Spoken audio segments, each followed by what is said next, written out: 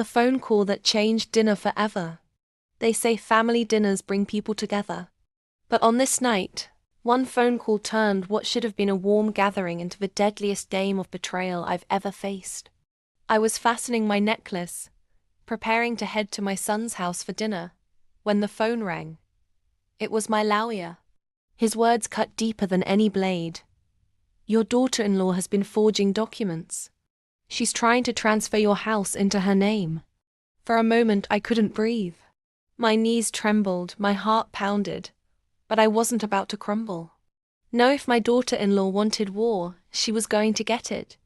I smiled in the mirror, straightened my dress, and drove to dinner as though nothing had happened. The moment I stepped inside, she greeted me with that sugary smile, the kind that hides venom. My son, oblivious, poured wine. She was glowing with arrogance, already believing she'd won. But I had come prepared. Halfway through dinner, I raised my glass and said sweetly, "I have a surprise for everyone tonight." The room fell silent as I pulled a neatly folded stack of papers from my handbag. Her face drained of color instantly. She recognized them. The forged documents. I slid them across the table.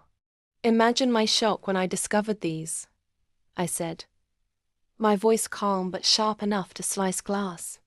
My son's fork clattered against his plate, his eyes darting between us. Before she could stammer a word, I gestured toward the door. It swung open, and in walked two men in suits. Not just lawyers, investigators. They had been waiting for this moment, armed with proof of her fraud, her secret accounts, and her plan to bleed my family dry. She tried to scream, to deny, but the evidence spoke louder than her lies. And then came the twist, one she never saw coming. What she didn't know was that months ago, I'd grown suspicious. So every document she signed, every digital transfer she made, was already being tracked by me. She wasn't just stealing, she was walking straight into a trap I had set with my lawyer.